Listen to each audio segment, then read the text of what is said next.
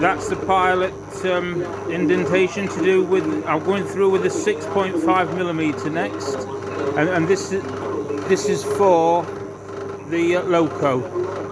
So I've got an ultra drill in that end, and then I've got to measure the distance on the Loco, which is on the table outside, and then mark it off and drill it again. 6.5, so fingers crossed it all goes to plan.